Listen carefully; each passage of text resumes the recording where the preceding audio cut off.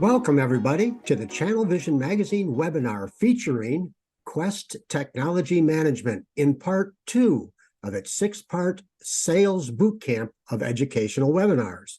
The focus for this event is how to sell cybersecurity services without being an expert. I'm your moderator, Bruce Christian, Senior Editor of Channel Vision Magazine. Our presenter is Quest Technology Management Vice President of Sales and Partnerships, Adam Burke. And now, let me turn it over to Adam Burke. Thanks, Bruce. Appreciate it. And thanks to everyone for joining today. We put together these bootcamp series really based on meeting with our partners and some of our technology service distributor partners and working with folks around training in different areas. If you haven't had a chance to see the last session we did, this is the second iteration. We did a complex services and sales iteration of this bootcamp series. We're going to be doing about 5 more. So appreciate everyone who's taken the time to join us today. Yeah, please stick around. If you have an opportunity, would love to put you in that raffle for the $200 for participation and attendance. If you have any questions, please enter them in the chat. Love for this to be interactive. I'm going to go through a little bit about what we do, a little bit about Quest, and how we approach cybersecurity. Things that we're going to be covering today is kind of moving beyond the fear, uncertainty, and doubt conversation, right? A lot of folks in the IT industry and cybersecurity, there's a lot of fear out there. There's a lot of unknown. There's a lot of things that people are, not certain about, and that can cause some distress. That can cause some challenges in operation environments. And from a sales tactic, want to kind of move beyond that path. Want to kind of move beyond that attention grabbing. Hey, did you see the latest breach? And kind of that type of methodology. So again, these are strategies. These are things that have worked for us. We've been in business a little over 42 years. We are not saying this is the only way to do things, but working with our partners, working with some of our distributors, we were asked to share, hey, what's worked for Quest over the years getting into cybersecurity. So that's going to be some of the things we're going to be covering. If you participated in any of the previous events, you learned a little bit about Quest strategy around looking for pain and trouble, and around basically staying in touch for when that shift happens. That's not unique to any specific pillar of technology services. Cybersecurity and security services, that same methodology can be used in that type of engagement. So we're going to be going over that a little bit today. Things that are going to be covered from a knowledge standpoint is basic understanding of how we approach cybersecurity, how Quest does it. Again, we don't have a patent on this. We don't have the only answer. This is one path that we've seen as successful. And then also just when you're engaging with customers, there are trends that go beyond industry. They go beyond vertical. They go kind of across just general engagement for your clients as a whole. So we're going to be talking around how to engage, how to talk, how to understand the basic fundamentals of approaching cybersecurity. So, and by no means am I an expert in cybersecurity. I've been part of the firm coming up on 14 years now, been doing this for a little bit of time, and would love to share with you what I've seen work out there in the market. And again, thanks everyone for joining. So main drivers that we're seeing in cybersecurity and in the marketplace in general is clients are getting some mixed signals, right? Vendors are constantly kind of out there trying to espouse the latest and greatest point solutions that address maybe one piece of the cybersecurity landscape. And the landscape starts all the way from policies, all the way through user environments, through application layers, multiple different layers of security, multiple different layers that can be really a threat for your customers. So how can you help your customers maintain discipline across all of those different potential areas of breach? Some vendors are helping, some are kind of attacking point solutions and maybe the next shiny object and distracting from that discipline. So we're going to talk a little bit about that today. Our previous conversations around technology integration and complex sales, you have to get to the why it matters to the business conversation. So there's a lot of buzzwords out there. There are a lot of I was at a vendor showcase a couple weeks ago, and I think 60 out of the 80 vendors who were there were leading with conversations around artificial intelligence. And artificial intelligence is great, and it's fantastic. It's built on, everyone's kind of talking about the new language models, but there's been machine learning, there's been big data, there's been, analytics, there's been automation. This has been around for a long time. And what I want to make sure our team and our channel partners and partners who work with us, you really want to get to the why does it matter to the business. So there's a couple buzzwords on here on the second block here around like SASE, for example. So secure access service edge. What does that matter to the business? How does that affect the business? How does SASE actually help enable an organization to do more? Zero trust, ZTNA. How does that help an end user access their applications? These are frameworks, these are decisions that people make to increase their security posture, to protect their environments. How is that actually helping the end user? How is it actually helping the business? Multi-factor authentication. Every single security call we're on, everyone's talking about multi-factor authentication. Insurance providers, this is a table stakes discussion for organizations. Multi-factor authentication, but so what? How are you actually implementing that? How is that going to help an organization's clients? How is it going to help your people access your applications? How are you going to make that as seamless as possible, but also secure? There are lots of different, there's probably 20 different vendors for every single one of these bullet points that we're talking about here.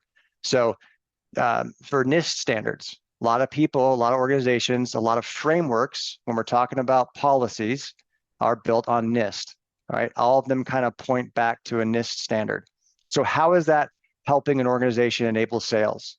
A lot of organizations right now are dealing with the risk of doing business with new partners. So a NIST standard can help enable sales by helping to get them access to new partners based on trust. But that's going to be documented based on those policies. So understanding the NIST framework, understanding a little bit more about that can help you conversationally with your clients when you're going in to say, hey, your next partner, your next sales opportunity, your next onboard is going to have something to do with these NIST standards. Would you like to take a look at how your policies are currently documented? So that's starting with the policy conversation. Then you get into more buzzwords around XDR, MDR, endpoint protection. How is that actually going to prevent a breach, right? Proactively, how is protecting your endpoint going to prevent a breach? 70 to 80% of all breaches that happen in the enterprise and public sector across small, medium, large businesses start with the end user. They start with the end user and they start with some type of malware packet getting onto that endpoint. So how does proactively understanding what's the difference between endpoint protection and MDR, XDR, SIM, those types of things. So just having conversational knowledge of these different layers, critical to helping your customers. And every single one of your customers has different motivations within just their organization.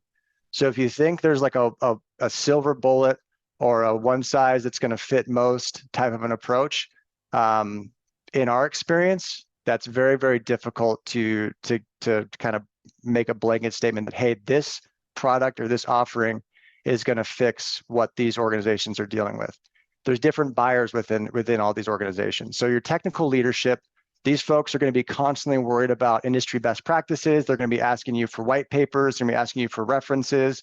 They're going to be asking you for, hey, give me an example of how this endpoint protection or this XDR, MDR solution or this SIM addressed another client's needs. They're also going to be very, very interested in what their peers are doing, right? No one likes to drink alone. No one likes to do things on their own. No one likes to be the first one across the chasm. So what are their peers doing? One of the best ways we've found to deal with technical leadership and these types of doubts and these types of questions is going through an initial assessment or an initial workshop.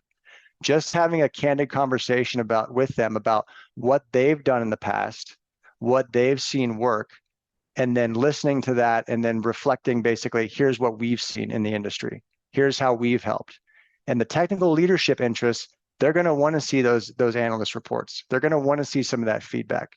So building in tools, what's worked for us is building out reputational assessments, building out penetration tests, vulnerability scans, and helping them to address, okay, here's what I have in place right now. Here's where I need to go. Here's some gaps, and here's some areas where you can improve. It's going to be incremental. You can't go in there and tell the technical lead that their security posture is a mess. You don't want to go in there and tell them out of the gate that they've missed 27 different controls. But you got to start somewhere. And a lot of the technical leadership folks are going to want to look at those reports. They're going to look at those peer groups. But key to any of these buyers, whether they're financial leadership, whether they're technical leadership, whether they have a fiduciary or an ownership stake in the company, they all have to be aware of the pain. A lot of vendors and a lot of people that I deal with all the time kind of want you to go in and paint the picture of the pain. They want you to go in and tell the client how much trouble they're in. In my experience, that hasn't translated into additional sales for us. What's worked for us is talking to those organizations, talking to those leadership and those interests, understanding why they're having the conversation with you in the first place. Did someone in their industry recently get breached? Did they have an incident? Did they have something that maybe is causing them concern about their brand, about their vulnerability? So the financial leadership folks, they're all about risk management and the efficacy of the solution, as well as what's this actually going to cost me at the end of the day, and what's my return. So helping them understand the cost of a breach, helping them understand what impact it might have if they lose access or they lose control of sensitive data, and then what are the regulatory constraints and what are the teeth in the regulations that if they get breached, if they get in trouble, what does that mean from a financial standpoint? The fiduciary folks, the ownership folks, the people who are in control, the board members, the CEO, CFO, COO, those types of folks, they're going to be worried about investor confidence. We saw some folks who've gotten hit within some large brands, some folks who have to do with multi-factor authentication and things like that. They got breached for the second time in about a 12-month period. We saw millions of dollars in losses in their stock just yesterday. They got hit again. Really, really unfortunate, but that's happening all the time across all markets. It doesn't just have to be publicly traded organizations that are in the security space or in the authentication space. It can be everybody. So those organizations are going to be worried about their organization's reputational risk. Culturally for us, what we've found works well is providing some examples of areas where other organizations maybe have gotten into trouble and areas where we've helped them get through that. And we do that through assessments. And we do that through basic conversations about what they're dealing with and what they might want to address. Again, if they don't have awareness that this is a challenge, there's a very low probability of them moving to purchasing a contract, purchasing a service or a solution around addressing that problem. They have to be aware of it, and they have to almost has to be their idea, in my opinion. And the way it becomes their idea is by constantly checking in, by allowing them to share their concerns, and then basically what we've done, what we've found successful, is providing small data points as far as areas where they can improve, and giving them areas where they can course correct. And this is done again through simple reputational assessments from an external scan. They can get more invasive in penetration tests. They can get more active in policy descriptions and getting really into the weeds as far as their operations. It really depends where they need help. And it can start in a couple different areas. Usually it starts with some type of a known event that's either happened to them or is happening to one of their peers.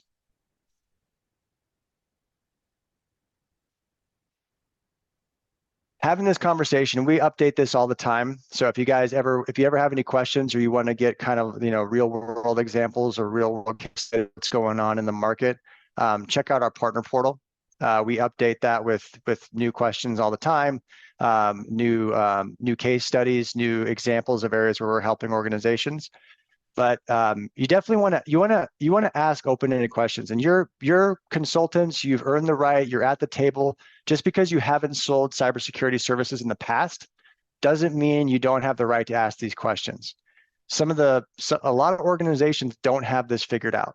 A lot of people are pretending that they have this figured out. A lot of people are kind of hoping that the building blocks that they have in place are going to address and secure their environment.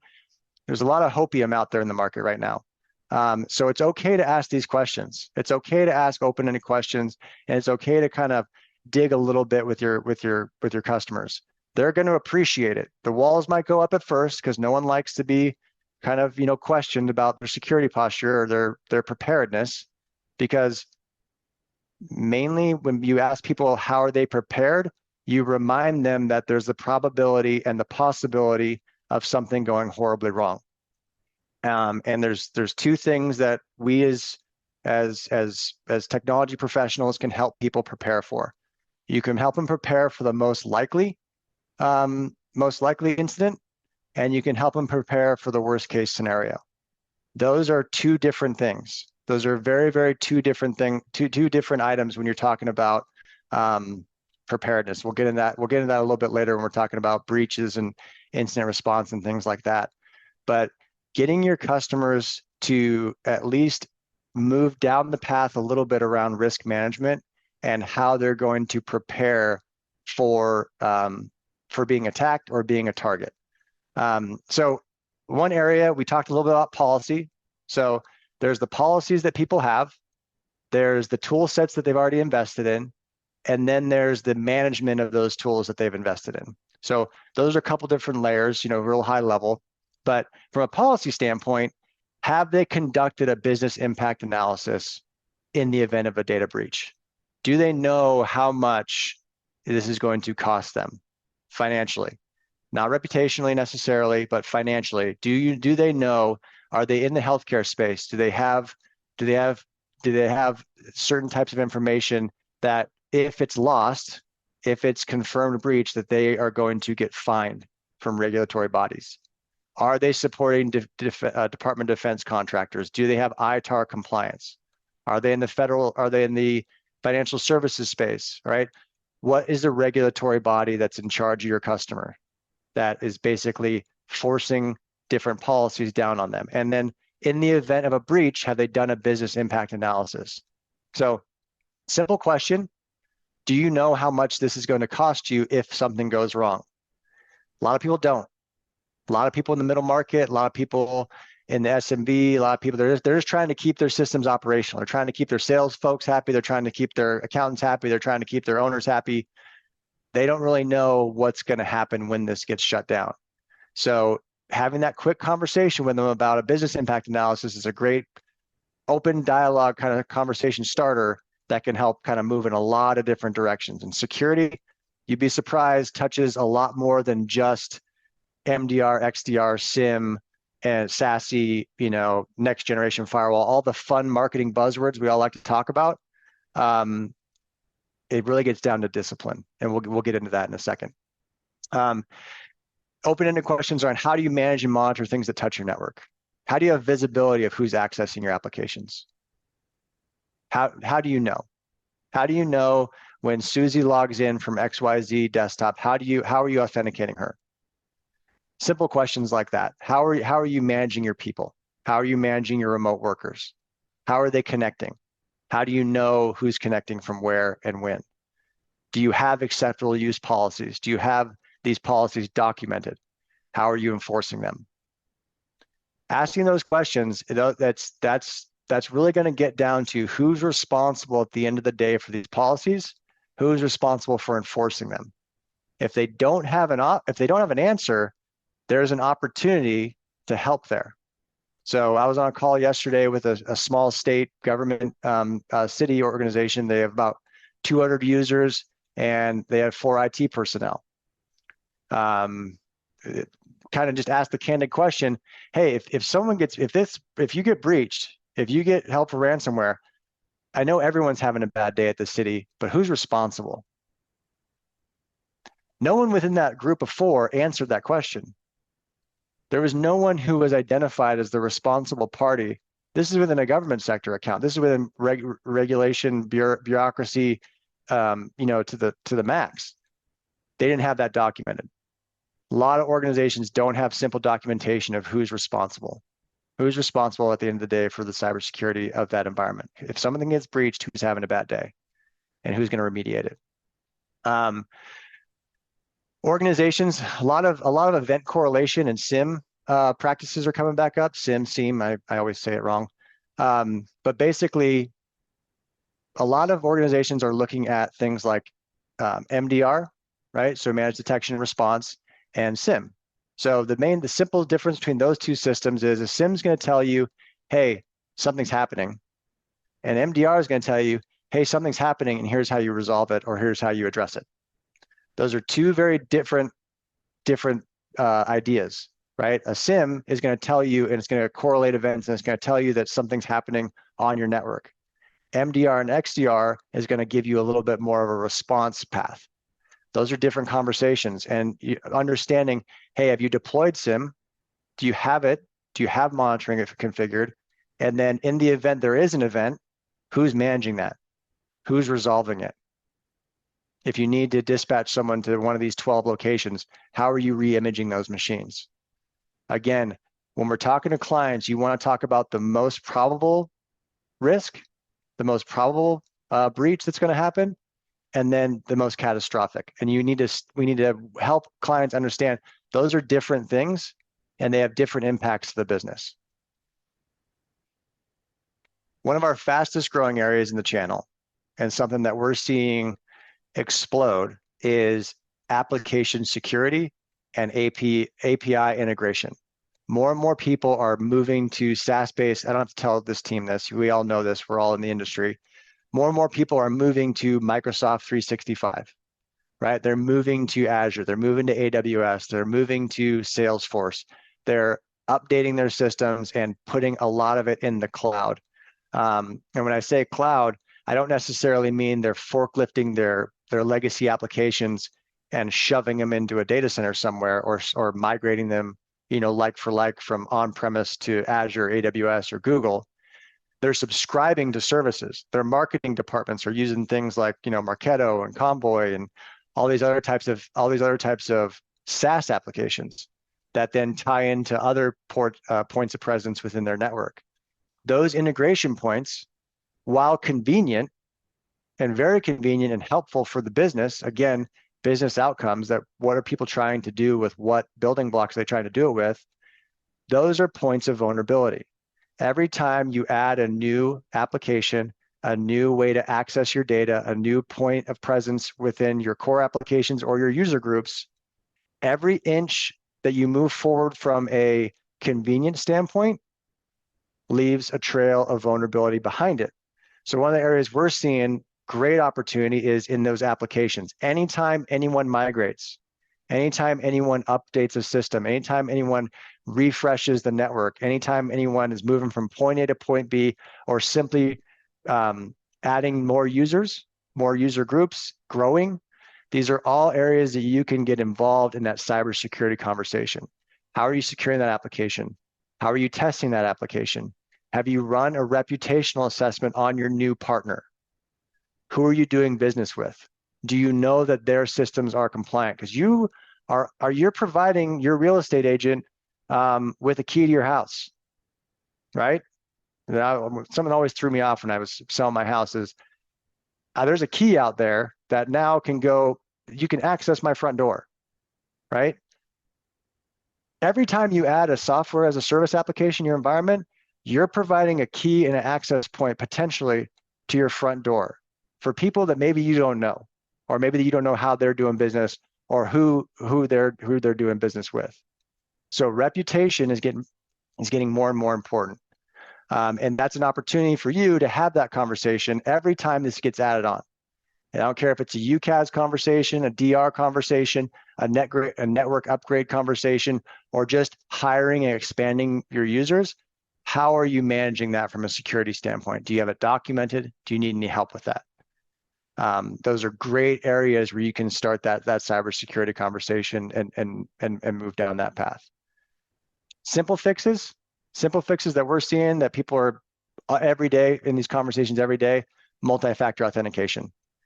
How are you enabling MFA, right? So, number 7 down here, how are you dealing with MFA? How are you basically enforcing people validate they are who they say they are before they have access to your environment? There are subscription-based services that do this very well. There are things like, the Duo and Okta and Microsoft Authenticator, a lot of great things, a lot of great tools out there. How you're enforcing and how you're managing those policies is critical. Was on another call just yesterday with another organization that had endpoint protection deployed at about 400 users, and they weren't a fan of the technology. And they were kind of complaining about it. And I was surprised because we use about 4 or 5 different offerings in our offering. And this offering, we have it deployed at about 25,000 endpoints around the country. We use it a lot. And we're pretty comfortable with it. It's a good product. This organization was managing their own instance of it. And they brought up the fact that they didn't quite like it because some people, it blocked a lot of usage, and other people, they never really got any alerts on them. And what we found was, after doing what we call a cybersecurity checkup, they had deployed about 100 users in what's called, it was still observing. It was not blocking. It was not stopping anything.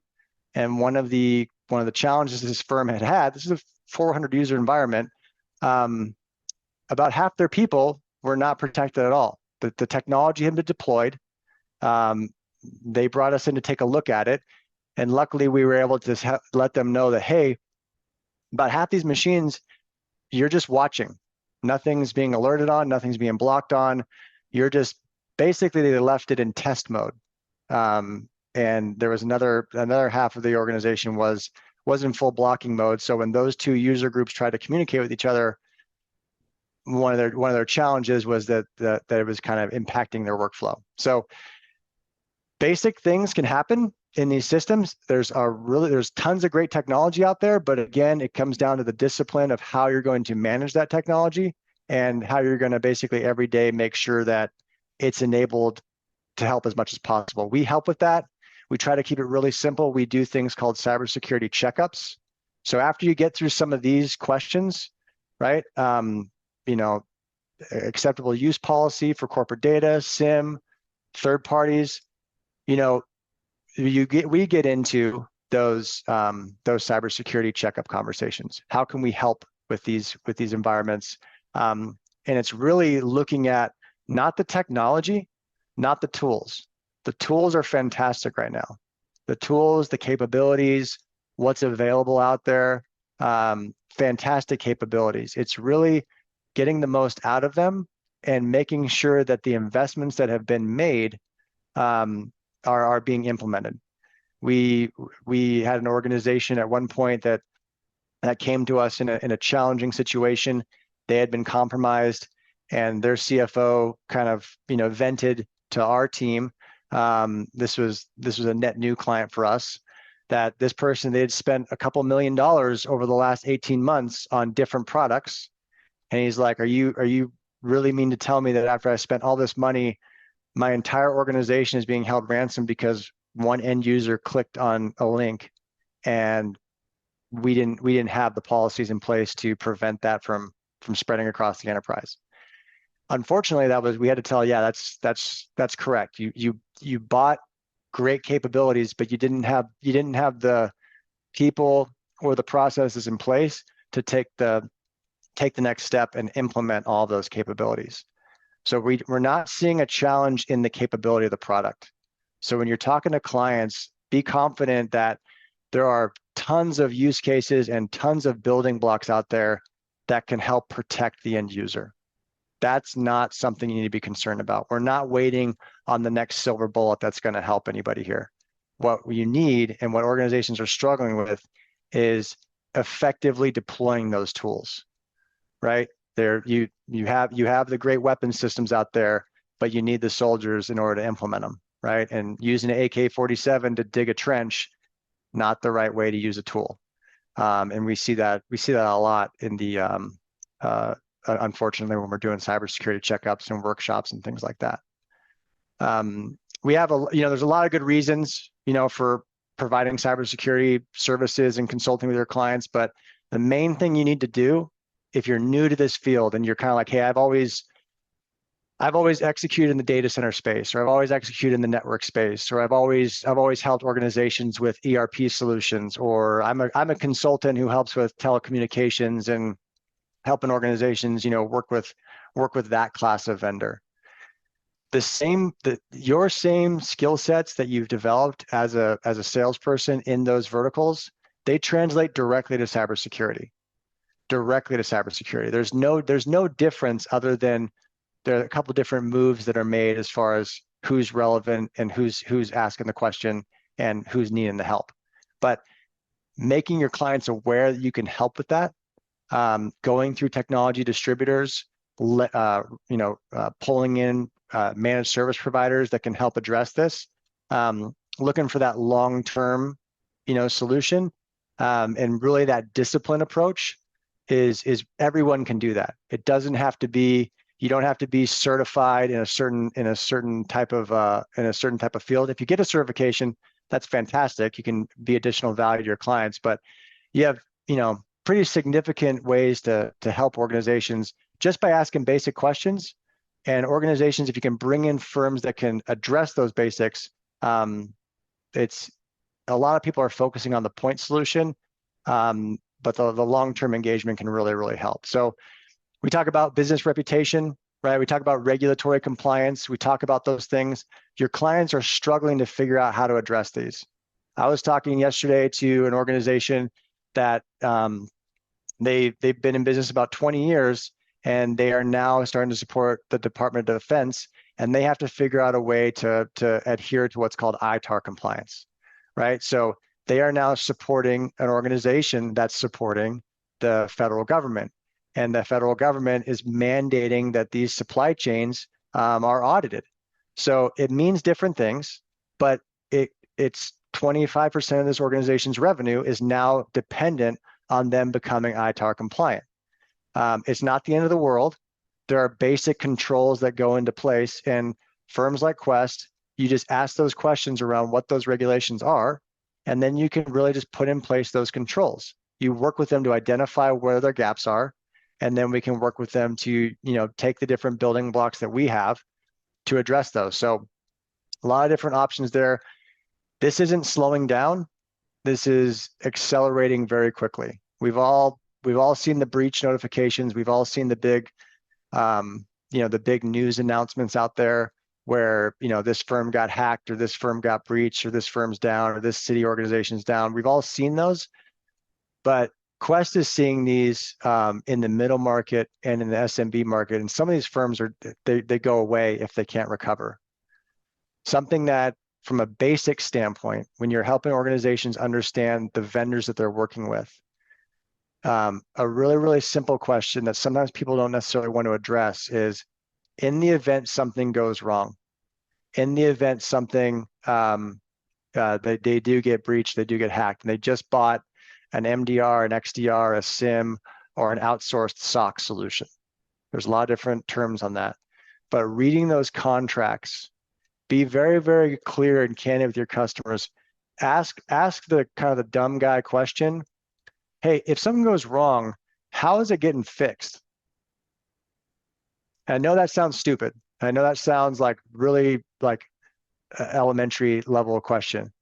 But if something if something breaks, who's responsible for fixing it? And then just kind of pause for a minute. There's going to be a lot of assumptions that maybe come out of people's mouths. They might think, well, the hyperscaler is going to take care of me, or the cybersecurity vendor that I purchased this log management tool from is going to come and fix my environment. Or I've invested in this single pane of glass that tells me all the different inbound threats and all the really, really cool speeds and feeds. But when something goes wrong, when something is broken, when someone's breached, who's actually responsible for resolving it? If you look at the service level agreements, if you can help your organizations that you're working with, your partners, hey, let's take a look at that service level agreement. Let's take a look at that contract. Understand who's going to actually come in and help respond to that breach. Who's going to come in and actually help go out to those environments and re-image those machines? It's usually not the cybersecurity vendor. And even organizations that position themselves as incident response, we're seeing more and more of this all the time. So Quest, we run a 24/7 incident response, incident containment service that includes things like on-site dispatch, remediation and remote support, and on-site support. A lot of organizations that get involved in IR, an incident is a legal term when they have to declare a breach or an incident to their cybersecurity insurance. And you're going to see this with a lot of your clients. They've probably been through this, or at some level they've maybe heard of it. When the cyber insurance folks get engaged, sometimes they bring in an IR team. They bring in an IR team that specializes in the breach. Now, this is really, really important. I know it seems like, juvenile, or maybe, but actually fixing the problem and recovering the business and bringing them back to an operational state is not what the insurance and the IR folks are necessarily worried about. They want to come in and document all the logged events and see how the breach happened to either confirm or deny that insurance policy. And that's what we're seeing oftentimes when we talk to a client, they call us, they say, hey, we got in some trouble, we're going to need some help. We get on a call with them about 15 minutes. Say that 5 times fast. Our IR team lead gets on a call, talks to the customer, and this is the way this usually goes. Hey, our leadership engaged our cybersecurity insurance policy. We'll call you back in a little bit. So we wait. Oftentimes, firms will come back and say, hey, the IR team's coming in and doing forensic investigation, but we need to get involved ASAP, right? We need to get back to a recovery environment. We need to recover our systems. Yes, we need to understand how the breach happened, but we're running a business and we need to recover those systems. So that's a key difference in some of those contracts, and really, really critical as a technology advisor to know when I'm selling SOC as a service, MDR, XDR, endpoint protection, SIM, disaster recovery as a service, what does that actually translate to on the contract? What does it actually mean? I know it's an uncomfortable conversation sometimes because we're all sales folks and maybe we're a little bit conflict avoidant and we don't necessarily want to go down the legalese speak and read the contract. When the stuff hits the fan, that's where people go.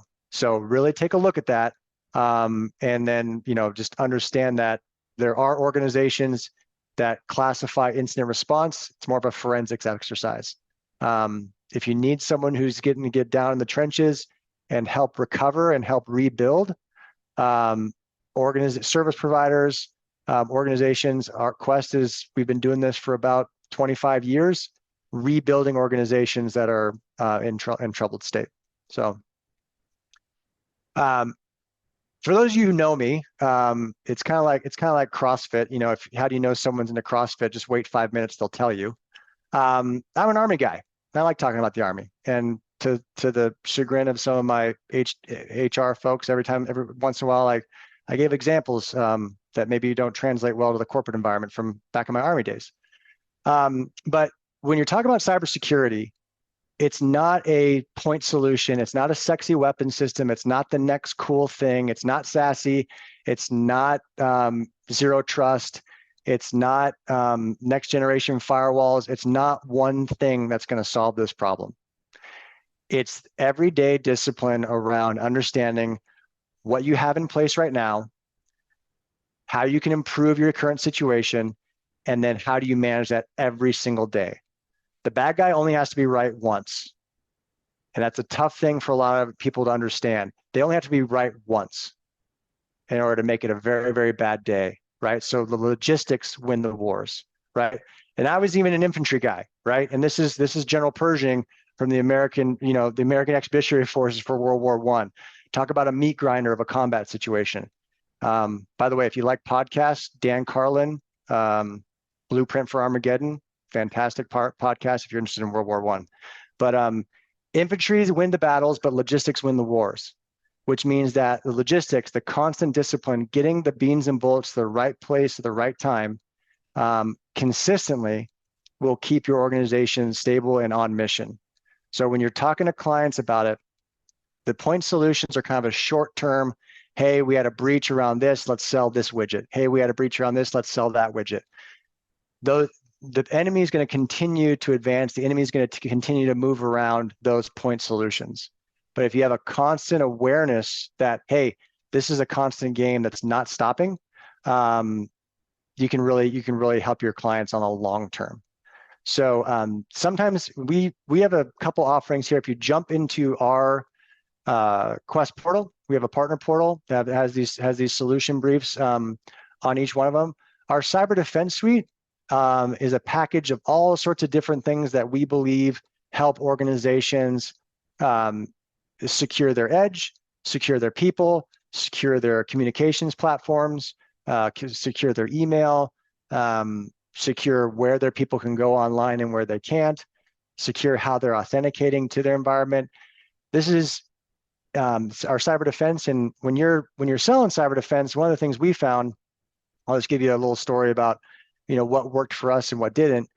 About 5 years ago, we put together a cyber defense suite that had a package of about 5 different offerings. And it was really cool. It was great. The problem was no one bought it. And the reason no one bought it was because they already had those parts, those in pieces, those building blocks that they had invested in. They didn't need all 5 of the bundles that we had put together. So we learned, we adjusted, and basically there's about 12 different items in the cyber defense suite right now that can be picked as incremental building blocks to fill the gaps that clients might not have, or refresh things that they want to maybe no longer manage in-house. So things like endpoint protection, email security, helping organizations with their end user training, all that kind of stuff. They might have already invested in those. And so we can help them manage, support, and operate what they've already invested in. Or if they want to swap them out, we can do that as well. So it's really about meeting them where they're trying to get some help. And I mentioned it earlier in an example where we've found that 400 user environment where half the systems were in observe mode only, and then half of them were in block. Our cybersecurity checkup program is a pretty powerful platform. It checks out at a high level and just gives a quick snapshot for clients. Hey, here's where you could improve your endpoint security, regardless of what they've invested in. It could be SentinelOne, it could be CrowdStrike, it could be Carbon Black, it could be, name the 50 endpoint protection providers out there. We go in and we look at the policies, we look at the controls, and we look at the enforcement. We do the same thing within their firewalls, regardless of what the firewall system is. Could be Fortinet, could be SharePoint, or not SharePoint. Could be Fortinet, could be Cisco, it could be Palo Alto. We look at the controls of the firewall. We look at how their policies are written, how their networking is put together, and we give some feedback. So the checkup program isn't like a full penetration test, but it's a high-level snapshot just to give you and your client an understanding of, hey, where are we at today? Where can we improve? Where are some initial gaps? You got to go to the doctor for a checkup. Cybersecurity is no different. You need some checkups. You need some help. You need some third parties to come in and help take a look. So our cybersecurity checkup program is a great option. One that a lot of people don't necessarily like to talk about or do. We saw this last week with a large networking vendor that kind of had a nice single pane of glass that all of their network components could report back into. Zero-day threat came out, right? Everyone's freaking out about a zero-day threat for this large networking partner. And their advice was basically, hey, shut it down. Turn off that single pane of glass that can touch every single one of your network components, switches, routers, firewalls, APs, everything. Shut that down. We got to put a patch in, and we got to replace that. So for now, turn it off was basically long and short of what they advised everyone to do. And everyone was freaking out about that. But I saw some folks in the industry. It was pretty funny. Everyone was freaking out about that 1-0 day for that huge manufacturer that everybody knows. But they hadn't patched their known vulnerabilities for, things that have been out for 365 days, right? So everyone's freaking out about the 0 day, the shiny new threat object right here. But the discipline of getting your systems patched that over a year old wasn't quite there, right? So patch management is something that we oftentimes get involved in, helping organizations getting those patches up to date. We start out with a quick assessment. Hey, here's where your gaps are, right? This is what you've not patched to date. And then that's kind of the technical debt. We put together a scope of work to get them up to speed. And then, AI, I'm going to use the AI term here and, instantly shoot up our valuation. We automate those patching schedules going forward, right? So everyone's got debt in patching. I guarantee 80% of your clients out there, 80% of your clients are not up to date on their patching. Get in there, do an assessment, alleviate that technology debt, and kind of get those patches up to date. And then you can automate it and keep that discipline on point. The last one, covering here is going to be mainly our backups. I don't care who you are. I don't care if you're a 5-person law firm or a 5,000-person government entity, get immutable backups off net. We do it. We help organizations manage immutable backups. I don't care if they have an on-premise, 2 copies on-premise, the 3-2-1 strategy, whatever marketing buzz term you have. Great. That's really cute. The bad guys are targeting backups actively. If you have backups, the best way to recover from a ransomware threat is to have an actionable backup plan that you can recover from.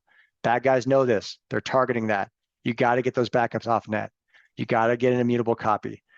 And everyone knows this. This is the thing that you got to be a little, not aggressive, but this is a known thing. If you're a professional in the IT industry and you don't know about immutable backups, you suck. You suck. You're not doing your job. Sorry, that's harsh, but you're not paying attention. And pay attention. One of the biggest threats out there is backups. They're being targeted very, very quickly by the bad actors, and that's how they're locking firms up and taking firms for ransom and making a ton of money. Get your backups squared away. And I would be that candid with end users that aren't paying attention to that. So I know we got a little Q&A coming up here. So key takeaways, we got to be disciplined with our consistent communication with customers. Check in with them. Let them know you can help them in cybersecurity. Ask a couple open-ended questions, get the dialogue going. You're not going to stick the landing and sell a full outsourced SOC huge project day one. That's not how it's going to happen. If you do, great. God bless. That's awesome. I'm here to help anything you need. But being consistent around talking to them around what they're doing in security, if they need any help, if they need any assistance, be consistent in your communications. There's going to be a shift. Something's going to happen. They're going to need your help at some point, and being top of mind, or they're at least aware, hey, I can call Bruce and Bruce can help me out with XYZ. I think he was talking about that SQL injection, blah, blah, blah, whatever you want to send them. We got great content on our partner website that you can send out to them. We send out service advisories every week around different threats to our partners and to our customers. So be consistent. You can sell the FUD. You can go for that. It's kind of a short-term play. I wouldn't advise in it. I think that's going to, kind of frames people as ambulance chasers. Not that I'm calling anyone an ambulance chaser, but it's not a good position to be in. Try to have the business conversation. Try to have the conversation around, hey, what does this endpoint protection actually do? And then the last one is another Army term, hurry up and wait. It's going to happen. Your organizations are going to get in trouble. Your partners are going to get in trouble. Things are going to get, people are going to get, a little sideways. If you need help 24/7, if you don't take anything else away from this webinar, and you're like, man, that Adam guy didn't know what the hell he was talking about, ir@questsys.com, 24/7, ir@questsys.com. Someone's going to get in trouble. They're going to need help. I would love to say that most of our new clients buy the IR package as a proactive step. 95% of them come to us with their hair on fire. in some state of breach.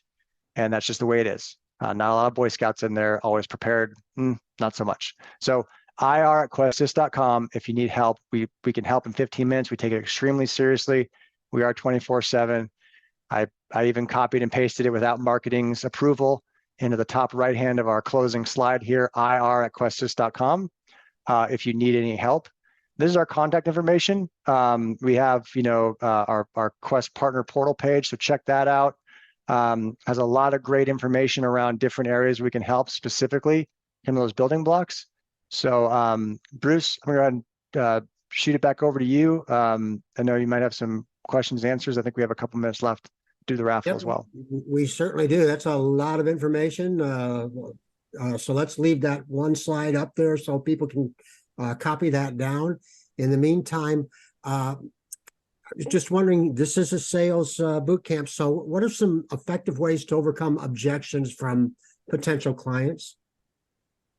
Yeah, objections can come in all sorts of ways. And what we like to do, we typically don't, confront the objection directly. I love to understand how they're dealing with it now. If they're open to sharing with you, hey, how are you dealing with this challenge now? Or how would you see that happening? Those types of questions. And then we provide, examples, right? Have a couple examples. If you're talking about endpoint protection, have a couple examples like the one I gave you where you can buy a great product, but if you don't have the policies to enforce its capabilities, if you don't have, that basic command and control element, you're kind of using the wrong tool for the wrong job. So I love to ask how they're doing it now, how they see it working, and then how are they managing going forward. Okay, the cybersecurity in your presentation, you had referred to a lot of acronyms and some technical jargon. Yep. Sorry about that. Yeah, that's okay. But the question is, how can I communicate the importance of cybersecurity without using technical jargon? Yeah, it's basically risk management. So it comes down to risk management. You have your people that you need to understand. They're your biggest vulnerability. Your people are your largest vulnerability. And just think about it in terms of how you access and you support your own company, right? How are you accessing your customer data? How are you sharing a contract with someone? How are you, we all talk about, a point of contact or point of sale, or, you got that buyer on the line. That buyer's information is extremely valuable. How are you protecting that yourself, right? So just think about it in a standpoint of what technology do you use? Do you really know where your data is, right? Are you using a CRM? Do you know where that data is? Do you know has access to it? Do any of us actually read the terms and conditions when Apple releases a patch update? Does anybody? I mean, they could be listening to me right now. I have no idea. I just said, yeah, accept it. But get down to those. It's really that simple as far as you have your people you're trying to support, you have your technology that you have that's supporting those people, and then how are those two things getting connected? That's where the main vulnerability is, and those are supported through policies and through awareness of it. And it's a lot of work.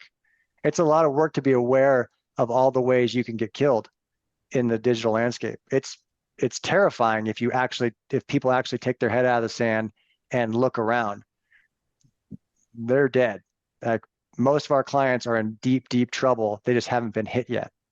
So trying to raise that awareness of there's a lot of vulnerability out there, but there's some great things you can do to put in place to help put you in a better position. It's your people and it's your technology, and how are you securing those two things? All right. You talked quite a bit about insurance there for a while, and so I've got two questions in one. One is, we know you're not an insurance agent, but what advice can you provide on the kinds of cybersecurity coverage you should be looking at? And then, is Quest's incident response service delivered to support insurance recovery? Yeah, so we can support insurance recovery. We've gone through that with a couple different large providers, and we are approved to help there. There are there are areas that you need to take a look at when you're reviewing cybersecurity insurance. You need to look at the riders, and you need to look at what changed versus your last iteration. Because the insurance people got whacked really hard the last 3 years with a lot of these breaches, and they kind of got caught. And they paid out a lot of money in 2021, 2022. So anyone who's refreshing their cybersecurity insurance knows that the policies and the premiums have significantly raised up, and the coverage has gone down. So look at those differences, and then bring it to your IT people, your IT representatives, or a third party to take a look at those. For example, sometimes ransomware, the actual ransom event is not covered. There are security providers out there who are adding that as an additional rider. The breach is covered, the impact of the business is covered, but if you're held for ransom and they want $3 million to get your data back, the insurance provider will pay for the impact of the business. They're not paying that $3 million. You are, if you didn't buy the rider. So read the policies, bring in a third party to help read the policies. We call it a virtual CISO, virtual security team practice. Highly advise you bring in experts who understand that, and will read the T's and C's, because insurance providers they're not excited about paying out. So no, that's true. We've got some other questions, but we're running out of time. So let me get your approval to wrap this up, and your promise to answer these questions once we send them to you, to these people. Okay. Yeah. The last question I do have, though, is that you talked about the NIST standards at the beginning, and we know that they were created federally, but there are many SMBs and middle market players that believe the market should control all of this. So how do you speak to those SMBs and middle market players about the standards? They think the market should dictate that? Yes. Well, it's a great question. I don't really have an opinion on that. It'd be great if markets drove some of that behavior, but as long as people are adhering to federal standards and enforcing that, that's kind of the way it is. So, okay, not quite sure I understand that question, but I did see a question here from a cybersecurity denial of payment versus recovery. The main question there, I think it was from CM from Lester. The idea is, just think of it, this is a horrible analogy, so I apologize, but if there's a car crash and the insurance adjuster comes to the car crash, they're looking at who's at fault for the car crash. They're not interested on getting you back on the road in a car to keep driving. That's where the distinction, what we've seen from an IR perspective, is the IR teams that kind of come in from the cyber insurance, they're coming in to adjust and read and document the logs and see how, if and when there was a breach. They're not necessarily there to rebuild the car and get you back on the road. So incident response, some of those services that are coming in, that's the gap. You really got to make sure, hey, if your client gets hit and they need to recover, who's actually recovering them, not who's documenting that they have the right information to get the insurance payout. Those are two different things. So I know we're over time. I apologize. No problem. So we want to extend a thank you to you, Adam, for being here. Adam Burke is the Quest Technology Management Vice President of Sales and Partnerships. Now, from all of us at Channel Vision Magazine, and for Adam Burke and all our friends at Quest Technology Management, thank you for attending. Have a safe, prosperous day, and we will see you November 14th through 16th at CVX Expo 23. Goodbye, everybody.